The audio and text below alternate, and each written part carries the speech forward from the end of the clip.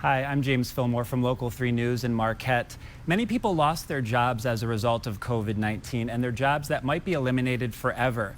Governor Whitmer, what ideas do you have to create new jobs? And is there any special state funding that can help people watching right now who may be interested in pursuing a new skilled trade or career? Yeah, so thanks for the question. You know, one of the things that I have focused on since taking office is connecting people to skills opportunities. And in the midst of COVID-19, there's no question that we've got a lot of people who are unemployed who might have right now the interest in pursuing some more skills and perhaps getting into a different type of career. We also know that the best thing that you can have is a set of skills to avoid, long-term unemployment. And so one of the things that we've done, it was modeled after the GI Bill after World War II. We wanted to give some opportunity for people who've stayed on the front lines, our grocery store clerks, our utility workers, people that have continued to work day in and day out while the rest of us stayed home to stay safe. It's called Frontlines. It's called Futures for Frontliners. And that is an opportunity for people to get skills beyond once we get past and through this crisis. But I'll also add the efforts that we've been pursuing with regard to the Michigan Reconnect. This is an opportunity for adults to upskill. We know across Michigan the skills gap is real. And we want to get to 60% of our adult population with a post-secondary certificate or degree by 2030. It's an aggressive goal, especially with everything that we are confronting right now, and yet it has to remain front and center.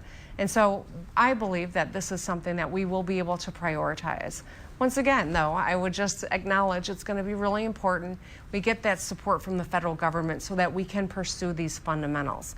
Everything from educating our kids to keeping you safe, public safety, and expanding access to health care is all dependent on having some support from the federal government, which every state in the nation is asking for.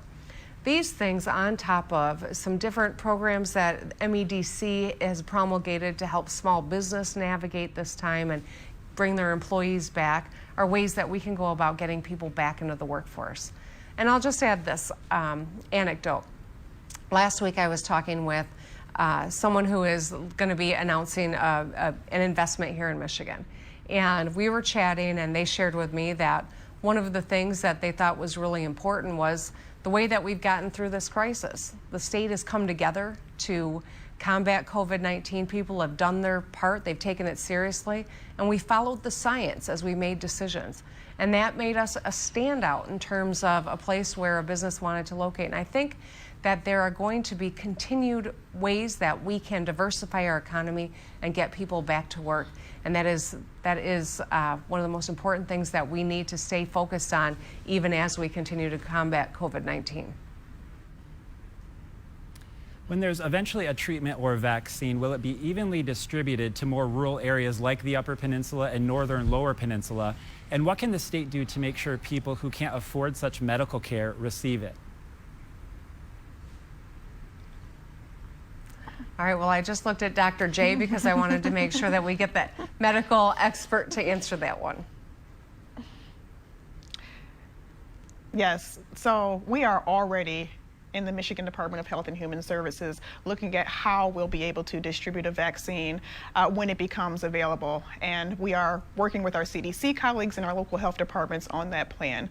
Unfortunately, we don't believe at this time that a vaccine will be available, probably not until at the earliest the late fall. But that said, we want to make sure that when we do receive it, we're able to allocate it out across the state in an equitable way. What we believe is that just like from our experience with H1N1, we believe that there will be a really small allocation that will be given out to every state. So we will have to think hard about how we allocate that. We'll be looking at things like death rates. We'll be looking at race and ethnicity. We'll also be looking at population levels across the state, but also making sure that every health department has the tools and access to the vaccine so that they can get it out to their most vulnerable communities. The MHSAA recently released its guidelines for starting back up high school sports. How realistic are the guidelines? Also, some parents are not sure if it's safe. Governor, you're a parent. If it was your children, would you be okay with them playing sports next year? Yeah, so we've had a lot of discussions about this, and I have not studied the guidelines to which you referred, so I can't opine on every one of them. But I can tell you this: we recognize that resuming some form of normalcy for our kids is important. We recognize that exercise is important. It's good for our health, and that strengthens us as we are months into this. We also know that we have to have protocols. We have to keep people safe. So I would anticipate resuming some form of sports. How we watch it may be very different. We're probably not going to have packed stands for a while, especially for indoor events. We're going to have to observe best practices and protocols to keep attendance down. But I do think that is very likely we'll be able to resume some sports. And as a mom, I know that each parent in our state is going to be doing everything they can to protect their children.